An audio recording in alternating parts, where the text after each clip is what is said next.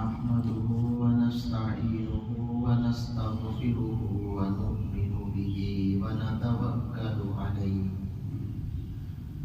ونعوذ بالله من شرور أنفسنا ومن سيئات أعمالنا من يهده الله فلا مضل له ومن يضلله فلا هادي له ونشهد أن لا إله إلا الله وحده لا شريك له ونشهد أن سيدنا وسندنا ومولانا محمدا عبده ورسوله صلى الله تعالى على خير خلقه محمد وعلى آله وأصحابه أجمعين أما بعد فأعوذ بالله من الشيطان الرجيم بسم الله الرحمن الرحيم يا أيها الذين آمنوا لا يضركم من ضل إذا اهتديتم إلى الله مرجعكم جميعا فينبئكم بما كنتم تعملون صدق الله مولانا العظيم. بزرگان محترم، برادران اسلام، عزیز دوستو، خطبہ مسنونہ میں نے ایک آیت کریمہ آپ کے سامنے تلاوت کی ہے. اس آیت کریمہ میں ہمارے ذہنوں میں جو ایک سوال ہوتا ہے، گویا کہ اس کا اس میں جواب مل جاتا ہے.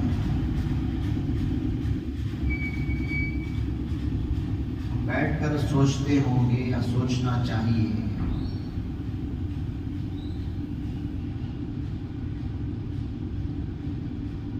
اس زمانے میں اتنے بیانات ہوتے ہیں، وعظ و نصیحت کی مجلسیں ہوتی ہیں، انجمنیں ان کی کوئی کمی نہیں ہے، تنظیمیں ہیں، تحریکیں ہیں، جماعتیں ہیں، اجتماعات ہیں. ان سب کے باوجود ہماری زندگی میں بدلاؤ کیوں نہیں آ رہا ہے؟ ہم اچھے کیوں نہیں بن رہے ہیں؟ ہم کیوں نہیں سدھر رہے ہیں؟ تحریکوں کی کمی نہیں، تنظیموں کی کمی نہیں، بیانات ہر جمعہ بیان ہوتا ہے، تفسیر کی مجلسیں ہوتی ہیں، اللہ والے آتے ہیں اور جاتے ہیں، ان کے بیانات ہوتے ہیں، جماعتوں کی محنت بھی ہوتی ہے. سب کچھ ہونے کے باوجود سدھار کیوں نہیں ہے؟ ہماری زندگی میں بدلاؤ کیوں نہیں ہے؟ ہم اچھے کیوں نہیں بن رہے ہیں؟ ایک سوال ہے.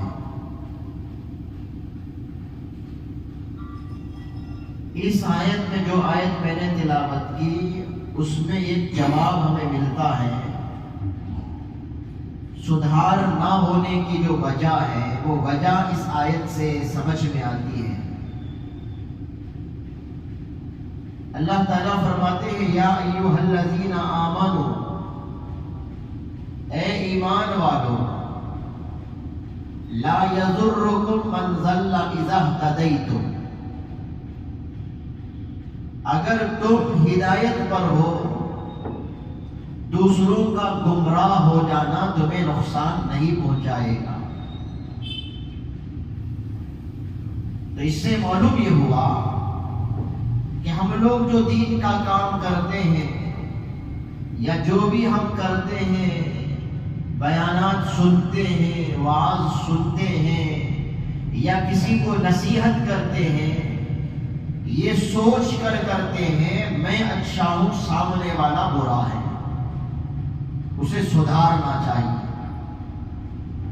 اسے اچھا کرنا چاہیے، اس کی اصلاح کرنی چاہیے، اس کے بگاڑ کو دور کرنا چاہیے، رہا میں تو اچھا ہوں، یہ سوچ کر ہم سامنے والے کو نصیحت کرتے ہیں کہ تو برا ہے تو اچھا ہو جا، فلاں برا ہے اسے اچھا ہونا چاہیے، اور میں کیا ہوں ہمیں اس کی فکر نہیں ہوتی۔ ہر ایک اپنی فکر جب نہیں کرے گا تو ہر ایک میں جو اپنی جو فکر ہے اپنی فکر نہیں کرے گا تو کون اچھا ہوگا؟ سب کو فکر کیا ہے؟ میرا سامنے والا اچھا ہو جائے، سامنے والے کے اندر سے بگاڑ ختم ہو جائے، میرا سامنے والا برا ہے، میرا پڑوسی برا ہے، میرا بھائی برا ہے، میری بہن بری ہے، یا میرے فلاں رشتے دار خراب ہیں، میرے محلے والے برے ہیں۔ ہر ایک اگر یہ سوچے میرے محلے والے سب برے میں اچھا، ہر ایک یہی سوچے گا تو پھر کون اچھا بنے گا؟ تو اللہ کہتے ہیں لا یضرکم من ضل اذا اہتدیتم، اے ایمان والو اگر تم ہدایت پر آ گئے تو دوسروں کا خراب ہونا، گمراہ ہو جانا تمہیں نقصان نہیں دے گا۔ تم اپنی فکر کرو، پہلے اپنی فکر کرو، بعد میں دوسروں کی فکر کرو۔ اپنے گریبان میں پہلے جھانک کر دیکھو کہ میں کیسے ہوں، میں کیا ہوں، میرے اندر کتنی برائی ہے، میں کتنا بگڑا ہوا ہوں، میرے اندر کیا خرابی ہے، میں عمل سے کتنا دور ہوں، میں کس کس گناہ کا مرتکب ہوں، کن کن گناہوں کا میں ارتکاب کرتا ہوں، برائی کرتا ہوں۔ پہلے اپنے اندر جھانک کر دیکھو۔ کسی کے سر میں درد ہے، سامنے والا کھنکارتا ہے، کھانستا ہے، یہ سر میں درد والا اپنے سر کے درد کے ٹینشن میں ہوتا ہے، اس کے کھنکارنے کی فکر نہیں کرتا۔ وہ کھنکارے اس کا ٹینشن ہے، مجھے تو میرا ٹینشن ہے، میرے سر کا درد ہے۔ تو آدمی پہلے جسمانی بیماری میں اپنی فکر پہلے کرتا ہے، چاہے میری تکلیف چھوٹی، سامنے والے کی تکلیف بڑی، پھر بھی سمجھتا ہے ٹھیک ہے اس کی تکلیف اسے ہے لیکن مجھے تو میری بھی تکلیف ہے۔ جسمانی بیماری میں ہم اپنی بیماری کو زیادہ سمجھتے ہیں، چاہے وہ بیماری چھوٹی ہو، سامنے والے کی بیماری کو ہم کم سمجھتے ہیں، چاہے وہ بیماری بڑی ہو۔ تو جسمانی بیماری میں ہم اپنی فکر کرتے ہیں، جسمانی تکلیف میں ہم اپنی فکر کرتے ہیں، لیکن جب عمل کا نمبر آتا ہے، ایمان کا نمبر آتا ہے، دین کا نمبر آتا ہے، گناہ کرنے نہ کرنے کا نمبر آتا ہے تو ہم دودھ کے دھلئیے بن جاتے ہیں، سمجھتے ہیں مجھ سے اچھا کوئی نہیں ہوگا۔ برائی تو سماج میں ہے، برائی معاشرے میں ہے، برائی گلیوں میں ہے، برائی محلے میں ہے، برائی میرے خاندانوں میں ہے، برائی میرے بھائی میں ہے، میرے پڑوس میں ہے، میرے دوستوں میں ہے، میں تو اچھا ہوں۔ ہر ایک اگر یہ سمجھے میں اچھا ہوں حالانکہ وہ بھی برا ہوتا ہے تو پھر کون اچھا بنے گا؟ تو اللہ کہتے ہیں بھائی اپنی فکر کرو۔ جس طرح جسمانی بیماری میں تم اپنی تکلیف کو بڑی تکلیف سمجھتے ہو، سامنے والے کی تکلیف کو چھوٹی سمجھتے ہو، ایسے ہی اعمال کے اندر بھی یہ دیکھو کہ میں کتنا اچھا عمل کرتا ہوں یا کتنا گناہ کرتا ہوں، اپنے گناہ کو چھوڑنے کی فکر کرو۔ حضرت شیخ الاسلام مفتی محمد تقی عثمانی صاحب دامت برکاتہ اپنا ایک واقعہ نقل کرتے ہیں کہ اپنی بہن کے ساتھ وہ ایک ڈاکٹر کے پاس گئے بہن کو چیک اپ کرانے کے لیے، پیٹ میں شدید درد کی وجہ سے تڑپ رہی تھی، وہ بے قرار ہو رہی تھی، وہ ان کو لے کر گئے، ہاسپٹل پہنچے، لفٹ سے اوپر کو جانا تھا تو اوپر کو جا رہے تھے تو درمیان میں اسی لفٹ میں ایک اور عورت کو لے آیا گیا جس کا پورا بدن جل گیا تھا، جھلس گیا تھا، تڑپ رہی تھی وہ عورت۔ اب یہ پیٹ کے درد کی وجہ سے تڑپ رہی تھی حضرت کی بہن، تو حضرت نے اپنی بہن کو تسلی دینے کے لیے کہا کہ دیکھ بہن، تجھے جو تکلیف ہے وہ صرف پیٹ کا درد ہے، دیکھ سامنے والی جو خاتون ہے جس کو لایا گیا ہے بدن جھلس گیا ہے، جل گیا ہے، تڑپ رہی ہے۔ تو بہن نے کیا کہا، ہاں سمجھتی ہوں میں، سب کچھ اس کے لیے ہے، بدن جل گیا، جھلس گیا، لیکن اسے پیٹ پہ درد تو نہیں ہے نا جو مجھے ہے، مجھے میرے پیٹ کے درد کی تکلیف زیادہ ہے، اسے ہوگا، اس کی تکلیف اسے ہوگی، لیکن اسے پیٹ پہ درد تو نہیں ہے نا، وہ درد مجھے ہے۔ ہر ایک کو اپنی بیماری بڑی دکھتی ہے، جسمانی بیماری میں، لیکن جب عمل کا نمبر آتا ہے تو ہم سمجھتے کیا، میں تو کچھ گناہ نہیں کرتا، میں کچھ برائی نہیں کرتا، برائی تو اس میں ہے، نماز وہ چھوڑتا ہے، جھوٹ وہ بولتا ہے، غیبت وہ کرتا ہے، بدعملی اس کے اندر ہے، میں ٹھیک ٹھاک ہوں، میں صحیح ہوں۔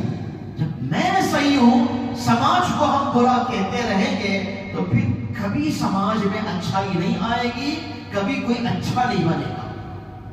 ہونا کیا چاہیے، اپنے بارے میں فکر رہے، میں گنہگار ہوں، اللہ میری مغفرت کیسے کرے گا، میں عمل میں بہت کمزور ہوں، عمل اچھا کیسے کروں گا، میں گناہوں کو کیسے چھوڑوں گا، میں اپنے بارے میں خوف رہے، اپنے بارے میں اندیشہ رہے، اپنے بارے میں خدشہ رہے، یہ ڈر اپنے بارے میں رہے، میرا کیا ہوگا پتہ نہیں، میرے ایمان کا کیا ہوگا پتہ نہیں، میرا ایمان روز بروز کمزور ہوتا نظر آتا ہے، مجھے اس کی فکر کرنی چاہیے، کون کون سا گناہ صبح سے شام تک میں کرتا ہوں، گناہوں کی لسٹ تیار کر کے ایک ایک گناہوں کو چھوڑوں، میں اس کی فکر ہمیں ہونی چاہیے، کون کون سا عمل میں نہیں کر رہا ہوں، اس کی ایک لسٹ تیار ہو کر وہ عمل کیسے کروں میں، اس کی فکر ہو۔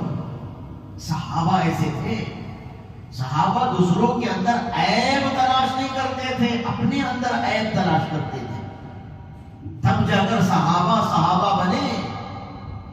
وہ دوسروں کے عیب کے پیچھے نہیں پڑتے تھے، دوسروں کی جاسوسی نہیں کرتے تھے، دوسروں کی ٹوہ میں نہیں لگتے تھے، وہ اپنی فکر کرتے تھے۔ حضرت حنظلہ رضی اللہ تعالیٰ عنہ کا وہ واقعہ مشہور ہے، اچانک گھر سے باہر نکلتے ہیں روتے ہوئے، نافقہ حنظلہ، نافقہ حنظلہ، حنظلہ تو منافق ہو گیا، حنظلہ تو منافق ہو گیا، روتے ہوئے اللہ کے نبی کی مجلس کی طرف دوڑ رہے تھے، راستے میں حضرت ابو بکر صدیق رضی اللہ تعالیٰ عنہ مل گئے، نافقہ کو اس طرح کہتے ہوئے، روتے ہوئے، دوڑتے ہوئے دیکھ کر پکڑ لیا، پوچھا حنظلہ کیا ہوا، کیوں رو رہے ہو، یہ کیا جملہ ہے کہ نافقہ حنظلہ، نافقہ حنظلہ؟ تو حضرت حنظلہ رضی اللہ تعالیٰ عنہ نے کہا کہ حضرت نبی کریم صلی اللہ علیہ وسلم کی مجلس میں جب میں رہتا ہوں، دل کی کیفیت الگ ہوتی ہے، رونے کو جی چاہتا ہے، دنیا سے بیزار ہو جاتا ہوں، آخرت کی طرف دل میں توجہ ہونے لگتی ہے، دل نرم ہوتا ہوا معلوم ہوتا ہے، جب گھر آتا ہوں تو گھر والوں کے ساتھ میں رہتا ہوں، ہنسی مذاق ہوتی ہے، کھیلنا کودنا ہوتا ہے، دل کی کیفیت بدل جاتی ہے۔ تو یہی تو ہے، اللہ کے نبی کی مجلس میں کچھ اور شکل، گھر میں کچھ اور شکل، اسی کو تو نفاق کہتے ہیں، دوغلا پن، وہاں کچھ اور ہو، یہاں کچھ اور ہو، معلوم ہوتا کہ حنظلہ منافق ہو گیا۔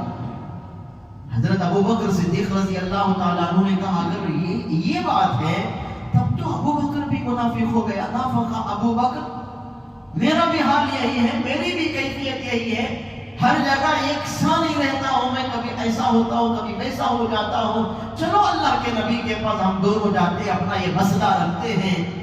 تو اللہ کے نبی کے پاس گئے، جا کر کے یہ واقعہ سنایا، یہ مسئلہ رکھا، تو نبی کریم صلی اللہ علیہ وسلم نے تسلی دی، فرمایا حنظلہ کبھی ایسا کبھی ویسا ہوتا ہے، ایسا میری مجلس میں ہوتے ہو تو کیفیت کچھ اور، گھر میں ہوتے ہو تو کوئی کیفیت کچھ اور ہوگا. ایسے اگر دونوں جگہ ایک کیفیت ہو جائے تو پھر تم انسان کا رہے، تم تو فرشتے بن جاؤ گے اور تمہارے فرشتے راستوں میں تمہارے سے مصافحہ کرنے لگیں گے، تمہارے ہاتھ کو چومنے لگیں گے.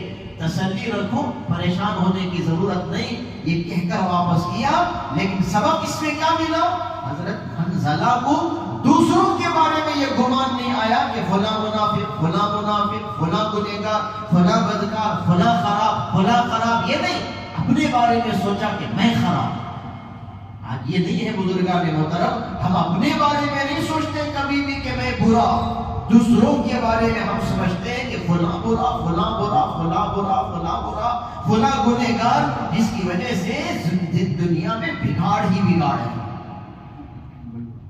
حذیفہ بن یمان رضی اللہ تعالیٰ عنہ ایک صحابی رسول جن کو صاحب السر کہتے ہیں، رازدار صحابی.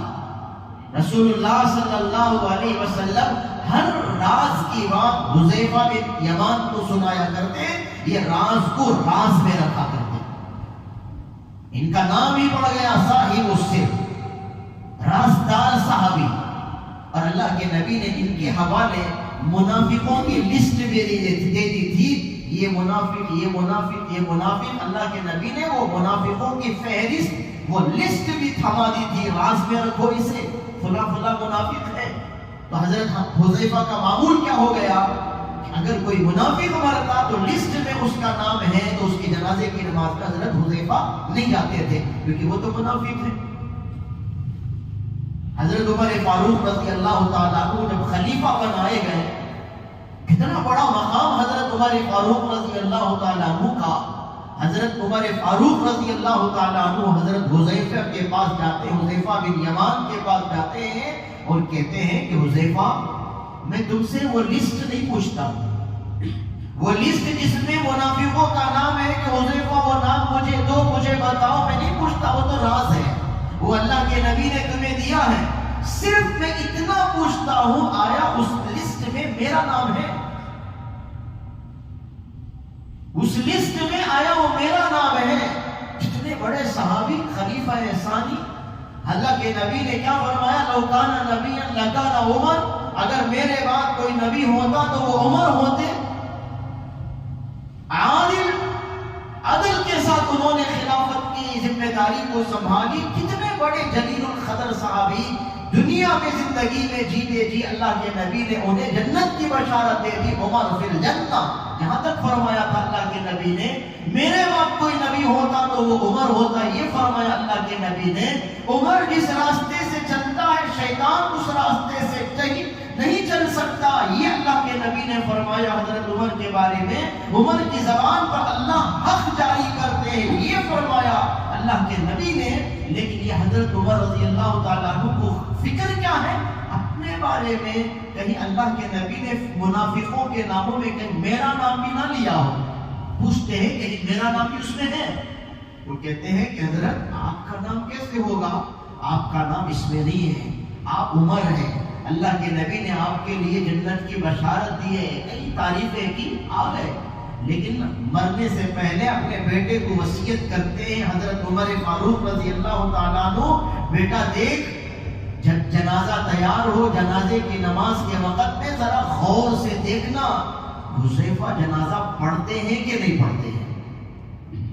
ہو سکتا ہے کہ انہوں نے زندگی میں جو کہا کہ نہیں ہے تمہارا نام، کس وجہ سے کہا نہیں معلوم ہے، روب کی وجہ سے کہہ دیا ہوگا کہ نہیں ہے نام. لیکن ذرا دیکھ لینا جنازہ پڑھتے وقت آیا حذیفہ پڑھتے ہیں کہ نہیں پڑھتے ہیں. اگر پڑھتے ہیں تو سمجھ لینا کہ تیرا باپ مسلمان ہو کر کے مرا ہے، اگر وہ نہیں پڑھتے ہیں تو دیکھ لینا کہ تیرا باپ منافق رہا ہے.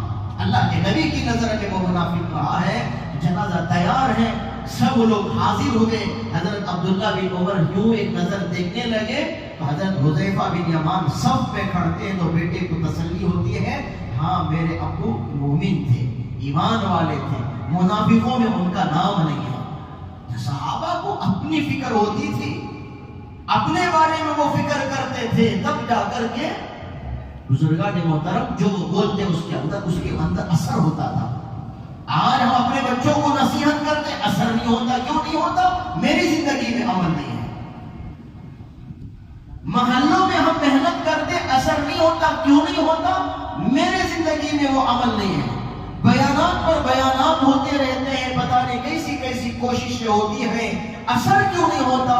سب یہ سوچ کر بولنے والے بولتے ہیں میں اچھا, سب بولے.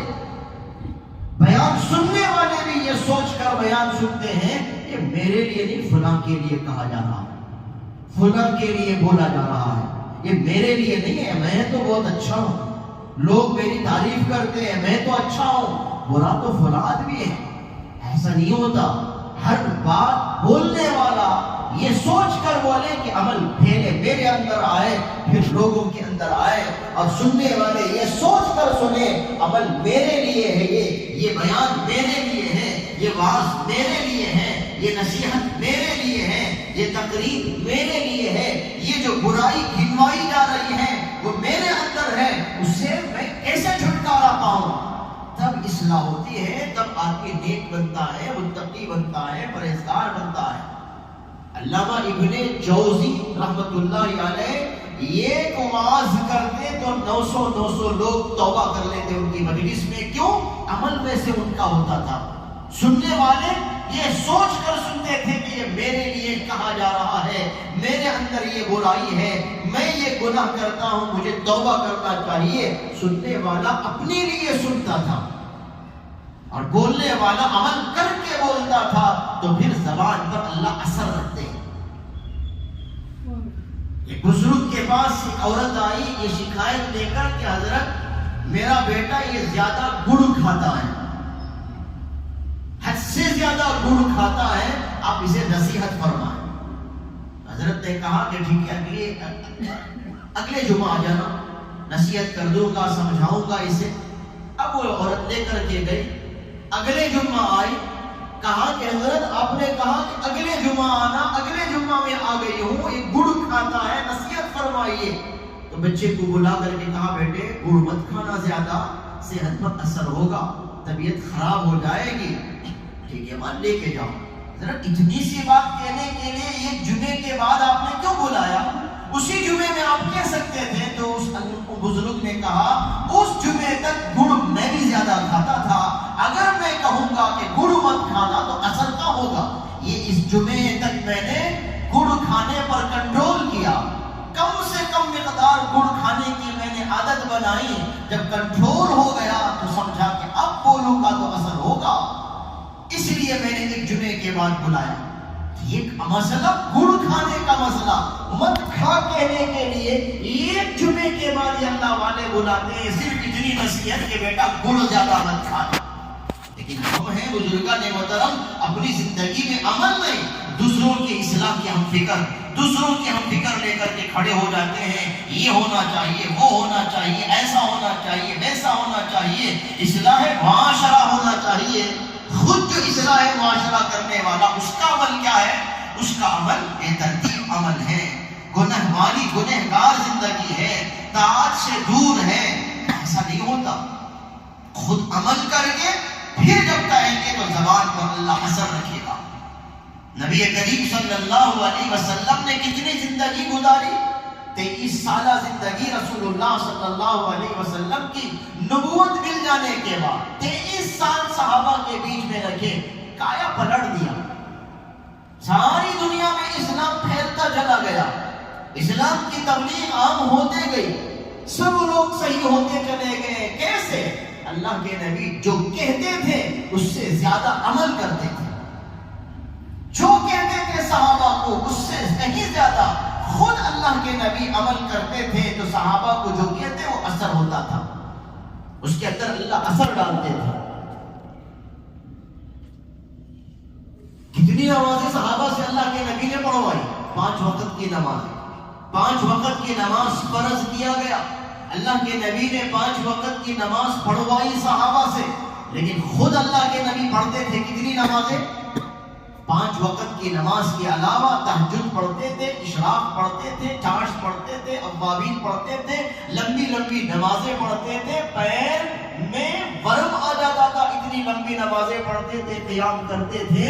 اللہ کے نبی صحابہ سے تو کہتے 5 وقت پڑھو، لیکن اللہ کے نبی جو پڑھتے لمبی لمبی نمازیں پڑھتے، نفل نماز بھی اپنے اوپر لازم سمجھ کر کے ادا کرتے تھے، ضروری سمجھ کر کے پڑھا کرتے تھے، تب جا کر کے ساری دنیا میں نماز عام ہوا۔ اور اللہ کے نبی صحابہ سے رمضان کا روزہ رکھوائے، رمضان کا روزہ رکھوائے، 1 مہینہ روزہ، لیکن اللہ کے نبی کا عمل کیا؟ کوئی مہینہ روزے سے خالی نہیں ہوتا تھا۔ یا کہ 20 کا روزہ رکھتے تھے، پیر اور جمعرات کا روزہ رکھتے تھے، رمضان کا روزہ صحابہ سے رکھواتے ہیں، لیکن خود اللہ کے نبی ہر مہینہ 3 دن کا روزہ رکھتے ہیں، پیر جمعرات کا روزہ رکھتے ہیں، تب جا کر کے اثر ہوتا ہے۔ اور اللہ کے نبی صحابہ سے زکوٰۃ حاصل کرتے تھے اور بانٹتے تھے، زکوٰۃ فرض کیا گیا، لیکن اللہ کے نبی کا معمول کیا؟ کبھی زکوٰۃ اپنے اوپر فرض ہونے نہیں دیا، جو مال آتا بانٹ دیتے تھے، صدقہ کر دیتے تھے۔ مصلی پر کھڑے ہیں، اچانک اقامت ہو گئی، اچانک اللہ کے نبی اپنے حجرہ شریفہ میں جاتے ہیں، واپس آتے ہیں، نماز پڑھاتے ہیں، صحابہ پوچھتے اللہ کے نبی آج معمول کے خلاف ہوا، اقامت کے بعد آپ حجرے میں گئے، پھر واپس آئے، آپ نے نماز پڑھائی۔ کہا کہ جب میں نماز کے لیے تکبیر کہنے والا تھا، اچانک خیال آیا 3 درہم گھر میں کمرے میں رہ گیا ہے، حجرے میں رہ گیا ہے، یہ نبی کی شان کے خلاف ہے کہ وہ نماز پڑھائے اس حال میں کہ اس کے گھر میں دنیا ہو، اس لیے گیا، صدقے کا حکم کر کے آیا، پھر نماز پڑھا رہا ہوں میں۔ یہ اللہ کے نبی کا معمول ایسا ہوتا تھا، جو کہتے تھے اس پر عمل اللہ کے نبی کر کے دکھاتے تھے۔ آج ہم لوگ صرف کہنے والے ہو گئے، عمل ہماری زندگی میں نہیں ہے، عمل ہماری زندگی میں نہیں ہے۔ غزوہ خندق کھودنے کا وقت آتا ہے، صحابہ سے اللہ کے نبی خندق کھدواتے ہیں، لیکن اس کام میں خود اللہ کے نبی شریک ہوتے ہیں کہ اللہ کے نبی بھی ساتھ مل کر خندق کھودتے ہیں۔ جو کام صحابہ سے لیتے وہ کام اللہ کے نبی کر کے دکھاتے۔ اور اس وقت جو فاقہ تھا، فقر و فاقہ، کھانے کو کچھ نہیں تھا، صحابہ اپنی کمر سیدھی رکھنے کے لیے اپنے شکم پر، اپنے پیٹ پر ایک پتھر باندھ لیا تھا۔ صحابہ نے بھوک کی شکایت کی کہ اللہ کے نبی بھوک کے مارے یہ کمر سیدھی کرنے کے لیے ہم نے اپنے پیٹ میں پتھر باندھ لیا ہے، دیکھیے ایک اینٹ ہے۔ تو اللہ کے نبی نے جب اپنا کرتا اٹھایا تو ان کے پیٹ میں 1 اینٹ ہے، لیکن اللہ کے نبی نے کرتا اٹھایا تو 2 اینٹ ہے۔ صحابہ سے جو کام کراتے تھے، کام لیتے تھے، اس سے کہیں زیادہ اللہ کے نبی عمل کر کے دکھاتے تھے، تب اثر ہوتا ہے، تب زندگی میں بدلاؤ آتی ہے، تبدیلی آتی ہے۔ آج بزرگان محترم ہم سب کے بارے میں تو فکر کرتے ہیں، یہ اچھا ہو جائے، وہ اچھا ہو جائے، بگاڑ یہاں ہے، بگاڑ وہاں ہے، اس کا گھر خراب ہے، اس کی زندگی خراب ہے، اس کا بیٹا بگڑا ہوا ہے، اس کی بیوی کا یہ مسئلہ ہے، اس کے شوہر کا وہ مسئلہ ہے، اس کے بھائی کا وہ مسئلہ ہے، لیکن کبھی جھانک کر نہیں دیکھتے کہ میرا کیا مسئلہ ہے، میں کتنا نمازی ہوں، میں کتنا سچ بولتا ہوں، میں کتنا پاک کھاتا ہوں، میں کتنا حلال کماتا ہوں، میں زندگی سنت کے مطابق کتنا گزارتا ہوں۔ یہ فکر نہیں، یہ فکر نہ ہونے کی وجہ سے آج ہر ایک برائی میں ملوث۔ بزرگان محترم معاشرہ صحیح ہونا ہے تو کیا ہونا؟ ہر فرد صحیح ہونا۔ معاشرہ کسی جب ایک خاص جماعت کا نام معاشرہ نہیں ہے، میرے اور تمہارے مجموعے کا نام معاشرہ ہے۔ میں بھی اچھا ہو جاؤں، آپ بھی اچھے ہو جائیں، آپ میں سے ہر ایک اچھے ہو جائے، ہر ایک اچھا ہوتا چلا جائے گا، جو سمجھ لو کہ معاشرہ اچھا ہوتا چلا جائے گا۔ میں اچھا نہیں رہوں گا، میں یہ سوچوں گا کہ سامنے والا اچھا ہو جائے، تو پھر معاشرہ کبھی اچھا نہیں ہوگا۔ ہر ایک کو اپنی فکر پہلے ہو۔ اسی کو اللہ نے کہا لا یضرکم من ضل اذا اهتدیتم، اگر تم ہدایت پر ہو، سامنے والا گمراہ ہے، سامنے والا غلط ہے، تمہیں نقصان نہیں دے گا۔ پہلے اپنی فکر کرو، اپنی فکر ہو جانے کے بعد پھر اس کے کے بعد کا نمبر، دوسرے نمبر پر جو فرض ہے وہ اپنے گھر والوں کی فکر کرو، وَأَنفُسَكُمْ وَأَهْلِيكُمْ نَارًا، اپنے آپ کو بچاؤ، اپنے گھر والوں کو بچاؤ، جہنم سے بچاؤ۔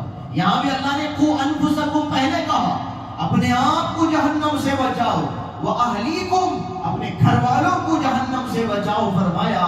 پھر تیسرے نمبر پر وَأَنذِرْ عَشِيرَتَكَ الْأَقْرَبِينَ قریبی رشتہ داروں کو ڈراؤ۔ یہ اللہ کے نبی پر آیت نازل ہوئی، تو اپنے آپ کو پہلے درست کرنا، پھر اپنے گھر والوں کو درست کرنا، پھر اپنے رشتہ داروں کو سمجھانا، یہ ایسے سماج بنتا ہے، ایسے اصلاح ہوتی ہے، ایسے تربیت ہوتی ہے۔ آج ہم بچوں کے تعلق سے پریشان، بچہ میرا سنتا نہیں ہے۔ پہلے دیکھو کہ میں اللہ کا کتنا سنتا ہوں، میں اللہ کا کتنا سنتا ہوں۔ اگر ہر باپ یہ دیکھ لے گا، ہر ماں یہ دیکھ لے گی کہ میں اللہ کا کتنا سنتی ہوں، تو ہر بچہ بہرحال میرا بچہ وہ بھی میرا سنے گا۔ میرا بچہ میری اس لیے نہیں سنتا، میں اللہ کا نہیں سنتا ہوں۔ وہ نافرمانی کا اثر اللہ بچوں میں دکھاتے ہیں، نافرمانی کا اثر اللہ بچیوں میں دکھاتے ہیں۔ ایک اللہ والے تھے، گھوڑے پر سوار ہوئے، اچانک وہ گھوڑا شوخی دکھانے لگا، بدکنے لگا، شرارتی بننے لگا۔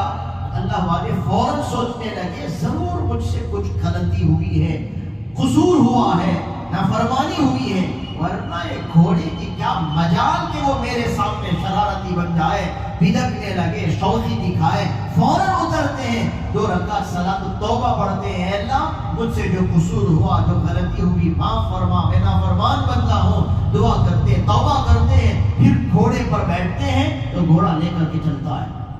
تو گھوڑا نے شیخ شوخی دکھائی تو سمجھ گئے یہ میری نافرمانی کا اثر ہے۔ لیکن آج جو تک رینگتا نہیں کہ بیٹا نافرمان، بیٹی نافرمان، ملازم نافرمان، نوکر چاکر نافرمان، ہر طرف سے پریشانی ہی پریشانی، سمجھتے ہیں سب برے، سب برے۔ یہ نہیں سوچتے کہ میں بھی ضرور میں برا رہوں گا، میں اللہ کا نافرمان رہوں گا، جس کی وجہ سے میرا بیٹا میرا نافرمان ہے۔ ذرا ہم بیٹھ کر سوچیں، ٹھنڈے دماغ سے سوچیں، اللہ سے ہم صلح کر لیں، اللہ سے ہم اپنا معاملہ صحیح کر لیں، پھر دیکھیں بیٹا غلام بن کر کے بیٹھے گا، بیٹی جو ہے فرما بردار بن کر کے سامنے آئے گی، بیٹا فرما بردار بن کر کے سامنے آئے گا۔ جوتیوں کو اٹھا کر سر پر رکھنا بیٹا سعادت مندی سمجھے گا، میں اگر نیک بن گیا تو سب لوگ سمجھیں گے کہ یہ بڑا نیک ہے، دست بوسی کے لیے سامنے آئیں گے، عقیدت سے سامنے آئیں گے، دعا کے لیے کہیں گے۔ ذرا بیٹھ کر کے ہم ہر ایک سوچیں، ہم سے کوئی دعا کے لیے کہتا ہے، بیٹا کہتا ہے یا بیٹی کہتی ہے یا محلے والا کوئی کہتا ہے یا کوئی بھی کہتا ہے کہ آپ دعا فرمائے، آپ کی دعا قبول ہوگی؟ نہیں کہتا۔ کیوں نہیں کہتا؟ میرا عمل ویسا نہیں ہے۔ اگر میرا عمل ویسا ہو جائے تو کہیں گے کہنے والے، بیٹا بھی کہہ کر جائے گا کہ ابو دعا کرو، آپ کی دعاؤں کا میں محتاج ہوں، فرما برداری بھی کرے گا، پھر دعا کے لیے بھی کہے گا۔ لیکن بیٹے کو معلوم ہے کہ باپ کیسے ہیں، کیونکہ اس کے سامنے ہماری زندگی ہے، کھلا ہوا ورق ہے، کھلی ہوئی کتاب ہے۔ میں گھر میں بھی صحیح نہیں، میں بیوی کے ساتھ صحیح نہیں، میں محلے میں صحیح نہیں، سب جانتے ہیں کہ یہ کیسا ہے۔ تب بھی ہم کو کیا ہے، میں اچھا ہوں، برے تو محلے والے ہیں، خرابی تو محلے میں ہے، خرابی تو فلاں کے اندر ہے۔ ایسے نہیں ہوتا۔ خود اپنی فکر ہو، اپنے اندر کیا برائی ہے، میں کس گناہ کا میں مرتکب ہوں، کون سی سنت میری زندگی سے چھوٹی ہوئی ہے، ہم اس کا محاسبہ کریں بیٹھ کر، اپنی زندگی کو بدلنے کی ہم کوشش کریں، نیک بننے کی ہم کوشش کریں۔ پتہ نہیں کہ آج ہے کہ نہیں ہے، پتہ نہیں کہ وہ آخری گھڑی کب آ جائے اور ہم اپنی اصلاح کرائے بغیر، نیک بنے بغیر، متقی بنے بغیر اللہ کے حضور حاضر ہو گئے تو اللہ کو کیا منہ دکھائیں گے؟ مسئلے کا حل جیتے جی اسی دنیا میں ہے۔ آنکھ بند ہونے کے بعد کسی مسئلے کا حل نہیں، نماز کا حل بھی نہیں ہے، روزے کا حل بھی نہیں ہے، بد اخلاقی کا حل بھی نہیں ہے۔ جو کچھ بھی کرنا ہے وہ مرنے سے پہلے ہم کو کر لینا ہے، اخلاق کو درست کر لینا، عبادت کی زندگی گزار لینا، گناہوں سے توبہ کر لینا، اپنے معاشرے کو، سماج کو درست بنانے کے لیے جو کوشش دعا کریں اللہ تعالیٰ ہمیں فہم سلیم نصیب فرمائے. وآخر دعوانا الحمدللہ رب العالمین. بزرگان محترم، جیسا کہ مسائل کا سلسلہ چل رہا تھا، وضو کو توڑنے والی کچھ چیزیں